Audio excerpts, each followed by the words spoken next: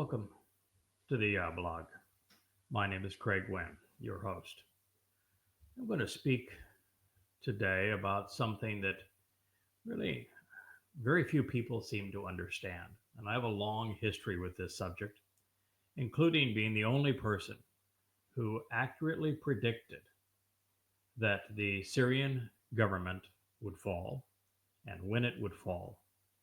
I'm on record both in writing and on radio saying that Islamic terrorists would overthrow the Bashar al Assad regime beginning 10 years ago.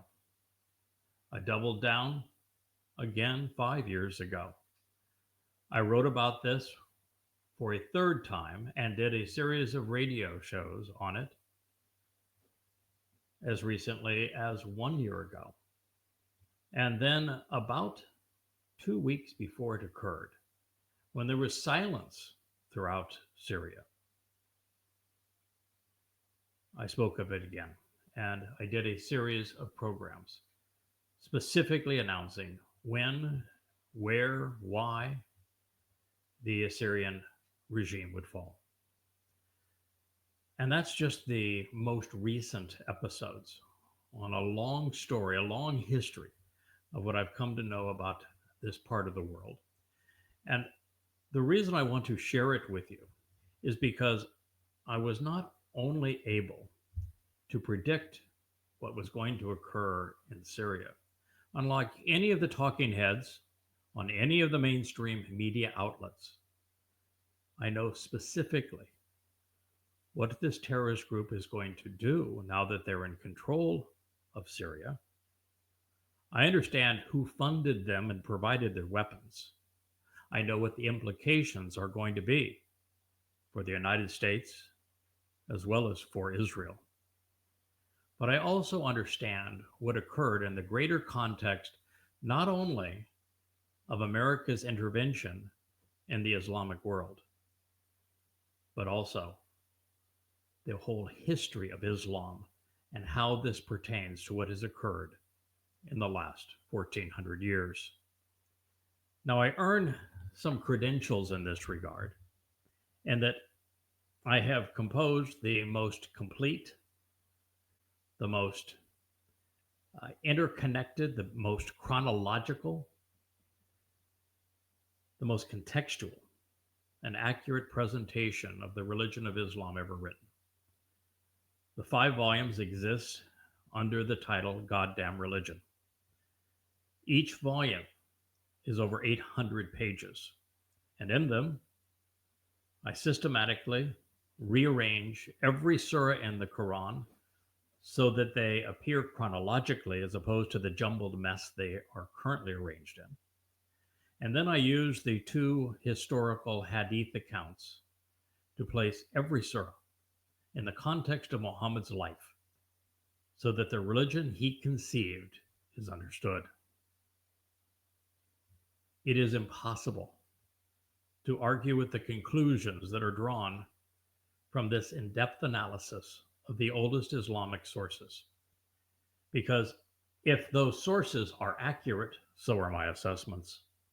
And if those sources are inaccurate, the religion has no reason to exist.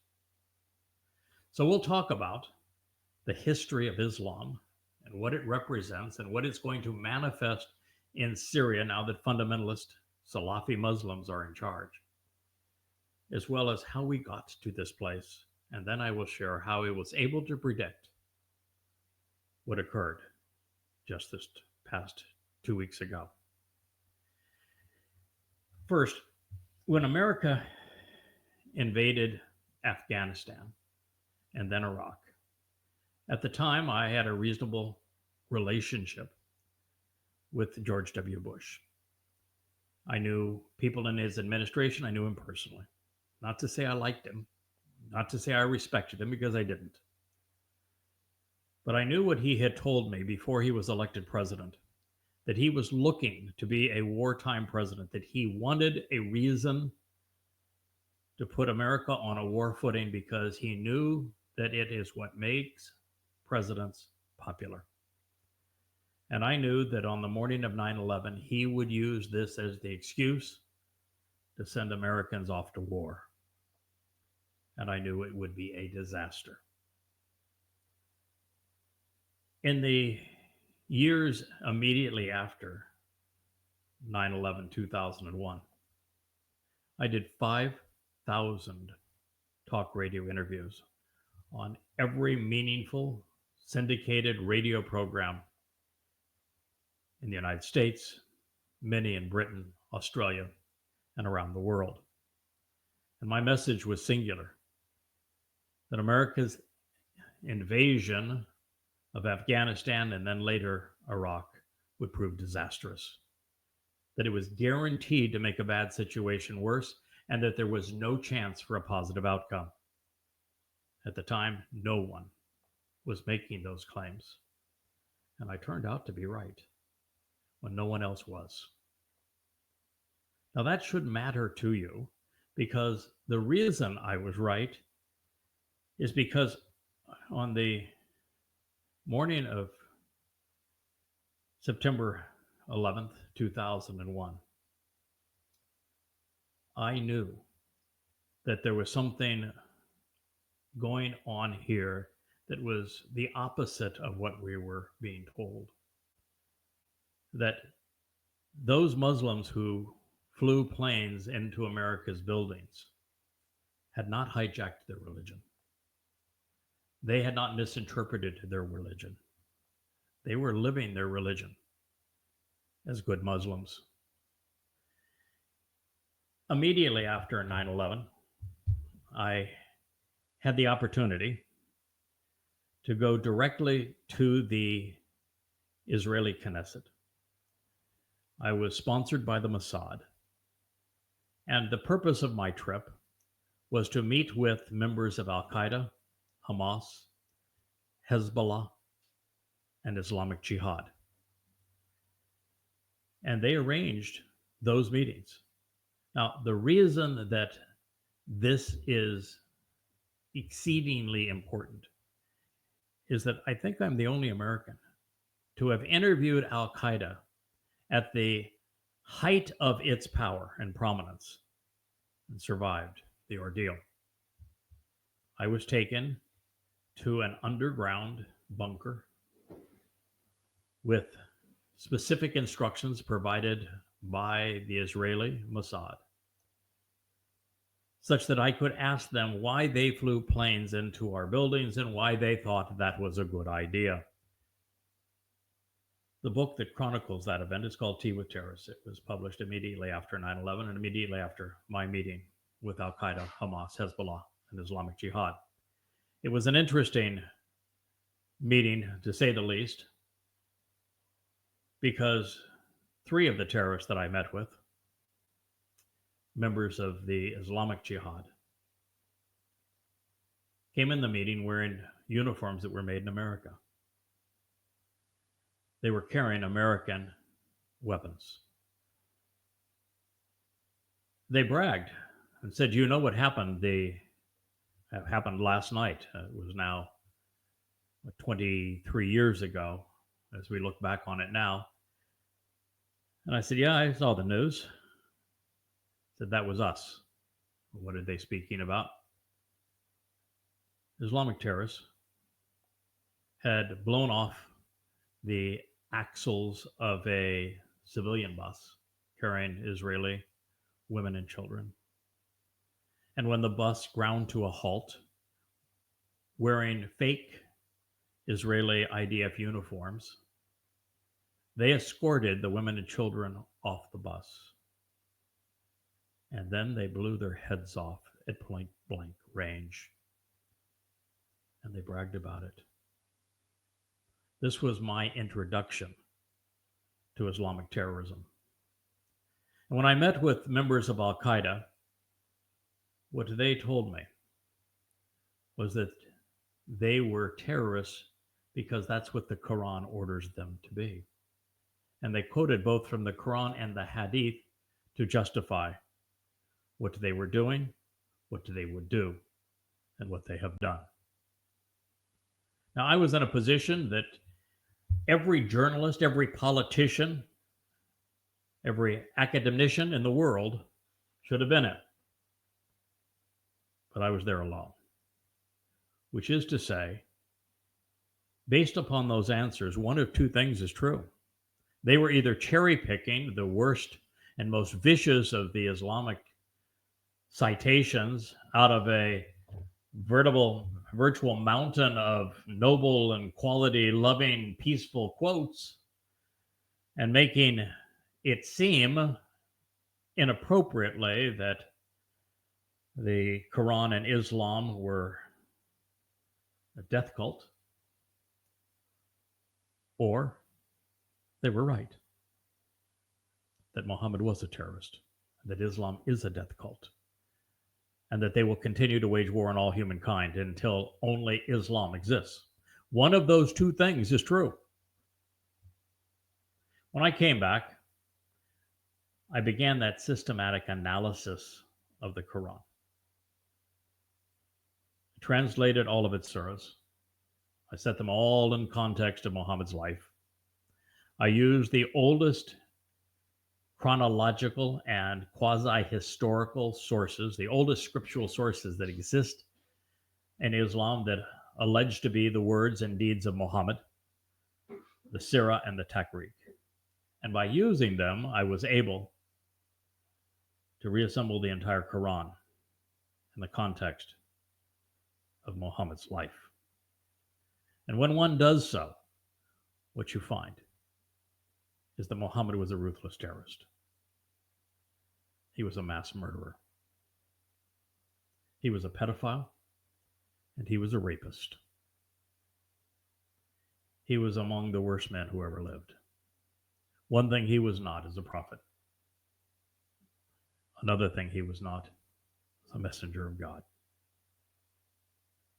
Now, I know these things for fact. I'm not coming up with my interpretation of Islam. This is not a slander of Islam. It is just Islam. I have no other agenda other than I wanted to know the truth, and I found it. I'm going to hold up one of 5 volumes that are dedicated to this very thing. This is the first of those 5.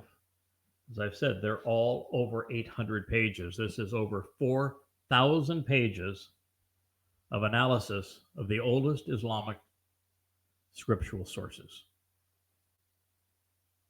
As I've said, there is no way to argue with it.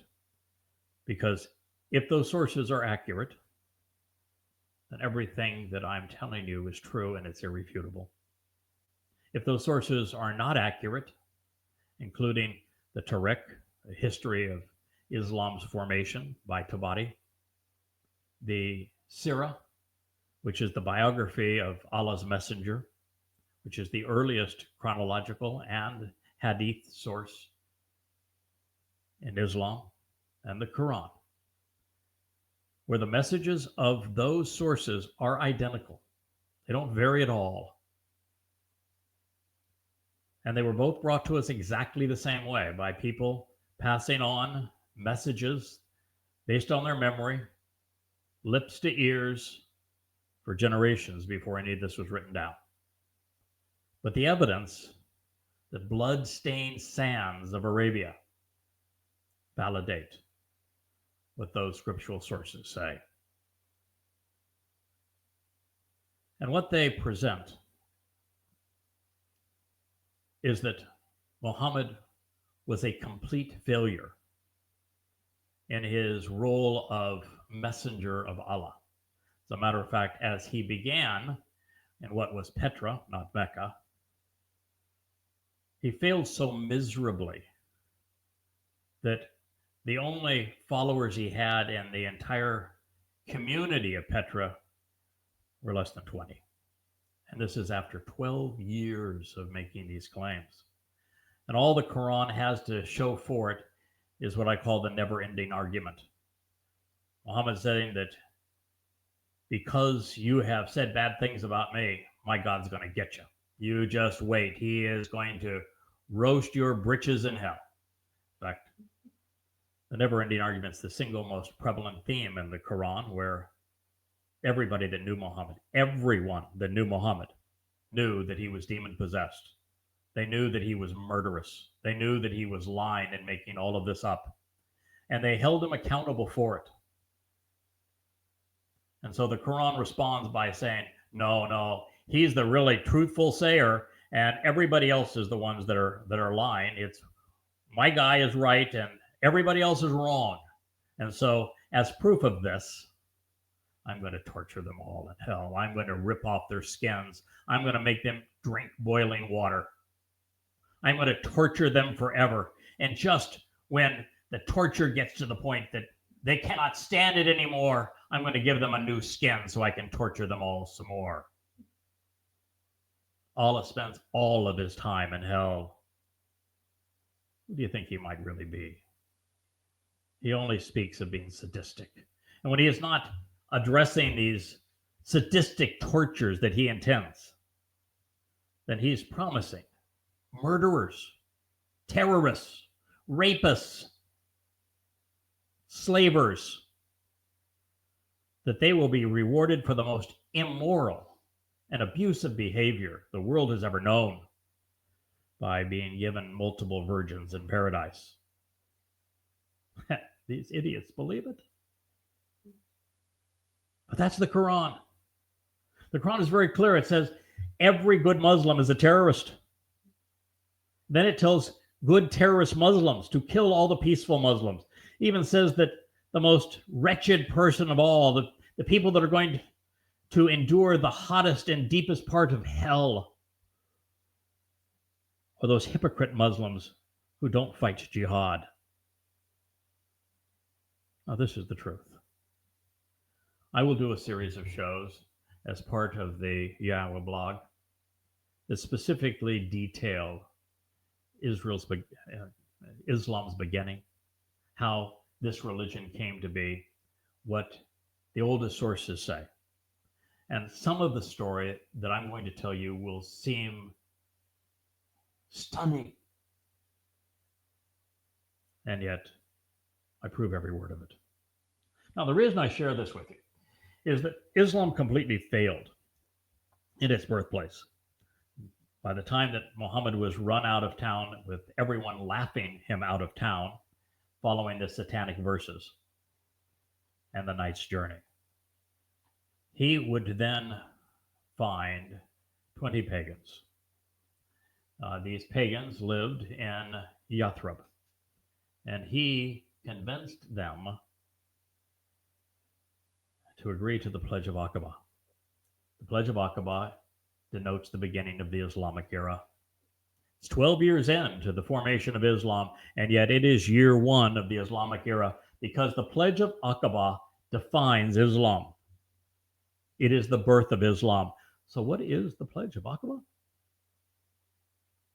Muslims commit to wage war against all humankind. Islam is a death cult. Now, as soon as that agreement was sworn, these first Muslims went back to Yathrib, which was primarily a Jewish community, about 75% of the 30,000 population at the time, the largest community in the Arabian desert, the most prosperous, was a date plantation. These Muslims stole 1/3 of the Jewish population's homes and exiled them. Oh, and that was the good part. Because the next time, rather than driving them out of town and stealing their homes, Muhammad and the first Muslims cut off the heads of every man and boy above puberty.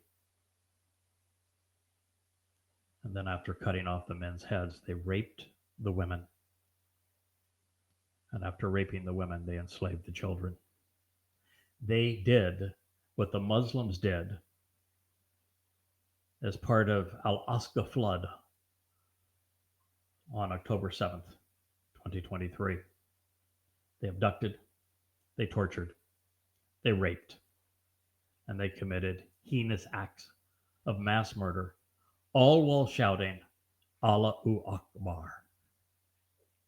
It does not mean God is great. Allah is the name of the Islamic God who spends all of his time in hell.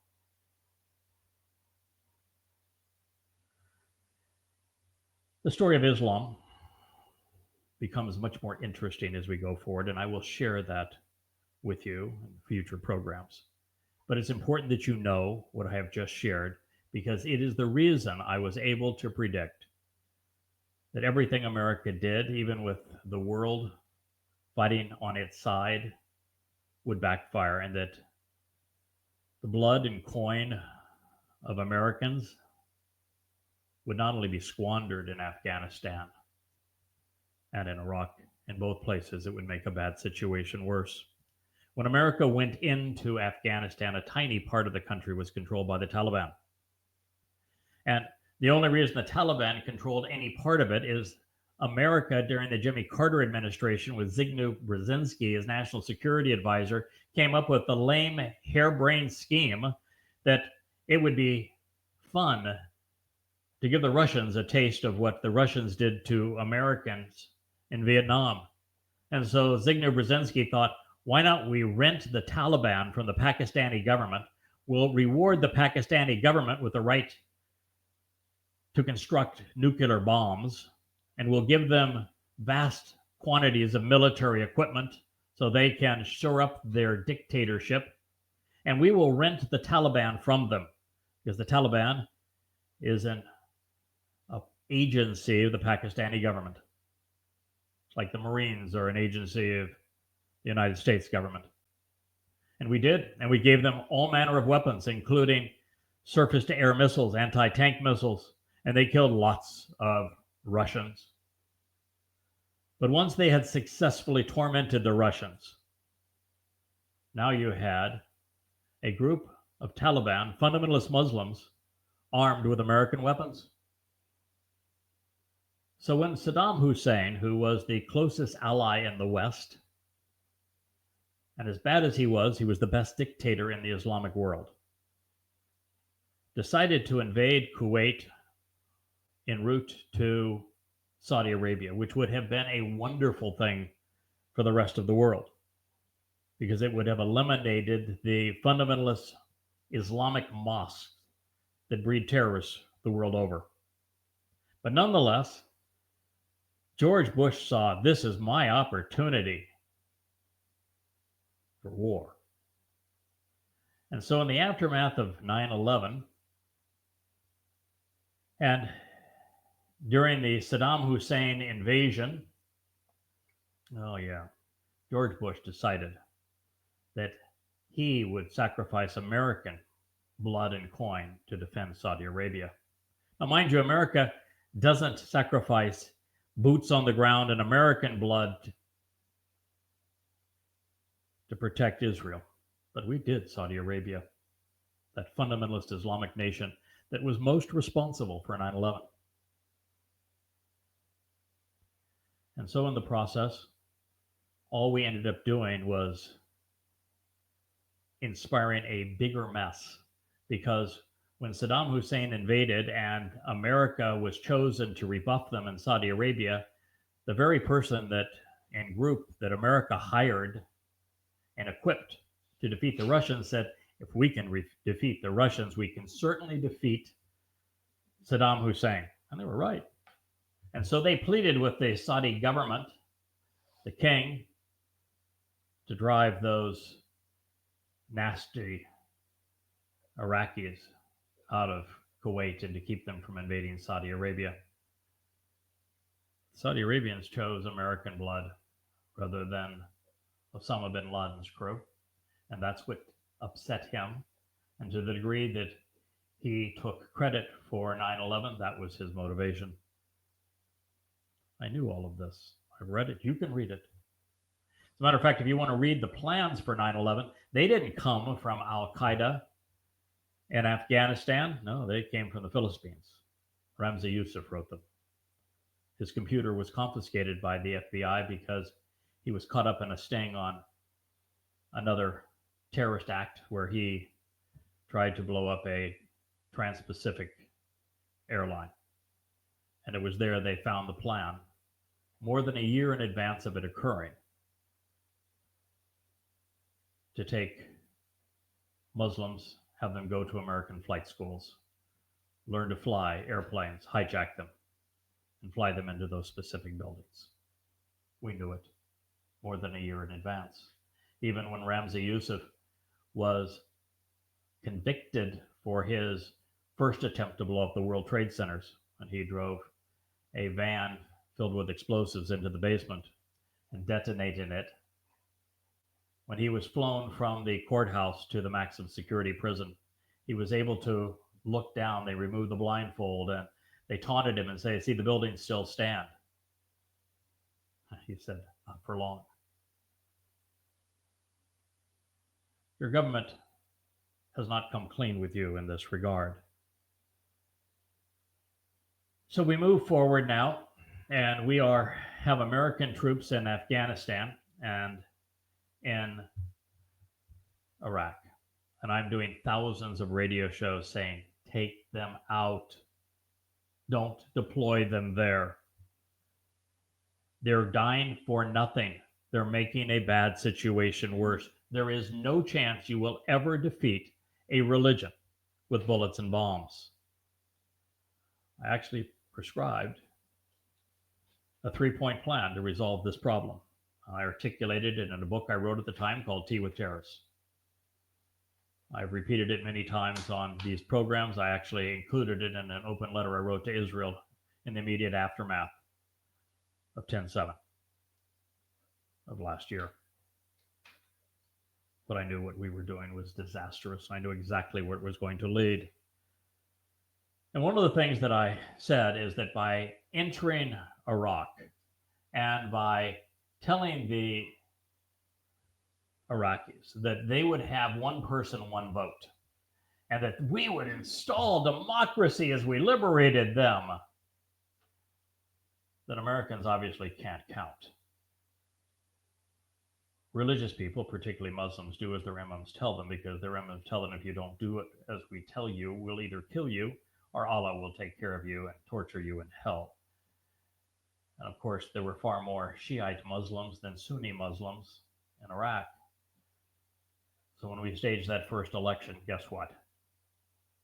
It was the Shia Muslims representing Iran that prevailed. And America, with its blood and coin, gave Iraq to Iran. That is the thing that destabilized the Islamic Middle East. And when we did that, the rest of it was a lay down hand. It was certain to materialize exactly as it did. America made this great blunder of not only giving Iraq to Iran, but this is what happened next. Syria was a client of Saddam Hussein. They were both Ba'athists. But when Iraq was now in Iranian hands and Syria was deprived of oil revenues to keep up its draconian suppression of its people and to buy the necessary weapons to do so, that put the Assad regime into the hands of the the Iranian mullahs. That was our fault. We set that up. And when we set that up, it gave Iran this land bridge then to send weapons into Lebanon and to send terrorists into Lebanon, and the buildup of Hezbollah followed, with rockets launched into Israel and tunnels and all manner of threats to the very survival of Israel.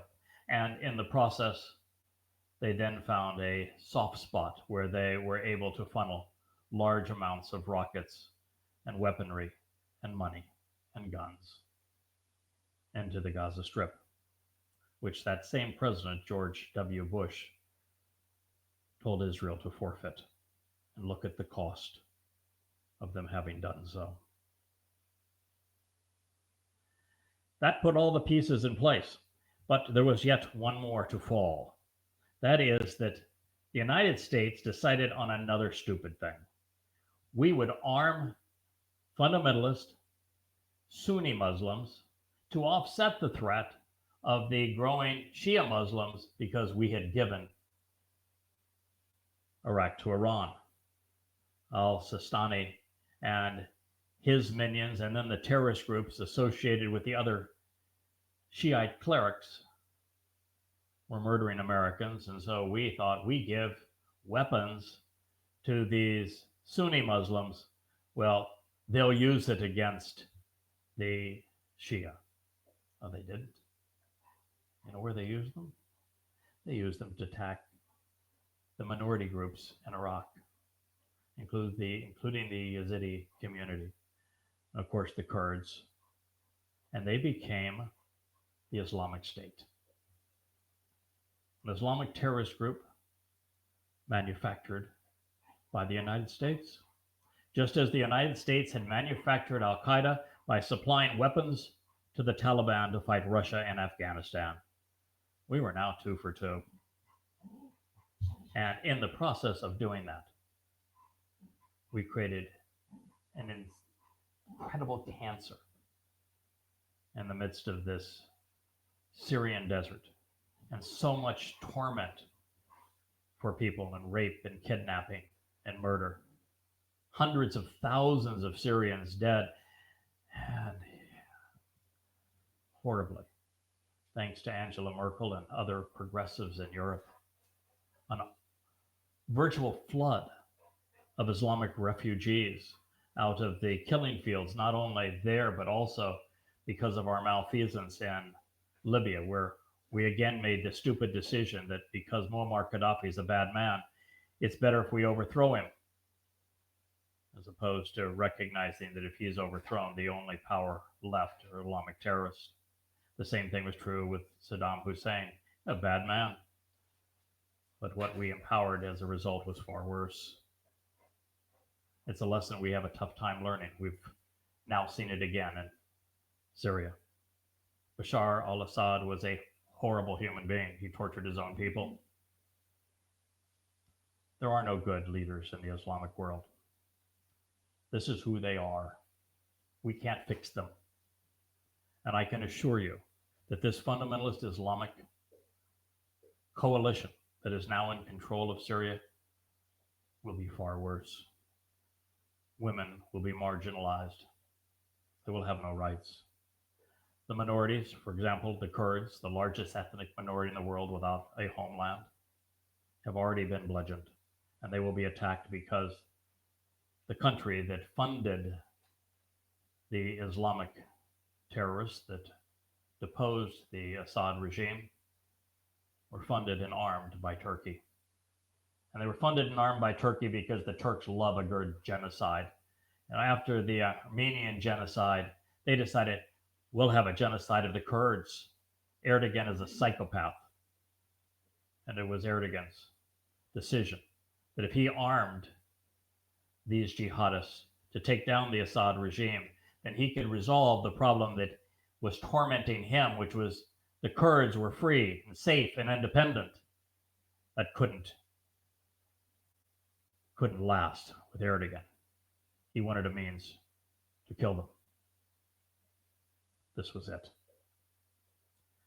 And so while the talking heads speak to you about elections and Western-style democracy and freedoms and human rights and protection from minorities, and all of these things, I'm here to tell you none of that's going to happen.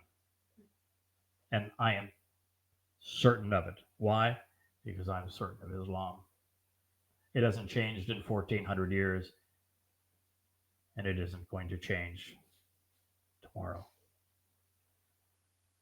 Plus, as we move forward, I'm going to tell you in our next program specifically how I came to know 10 years, 5 years, 1 year, and 1 month in advance that the Assad regime was going to fall, and when it was going to fall, and how it was going to fall, and what is going to happen next.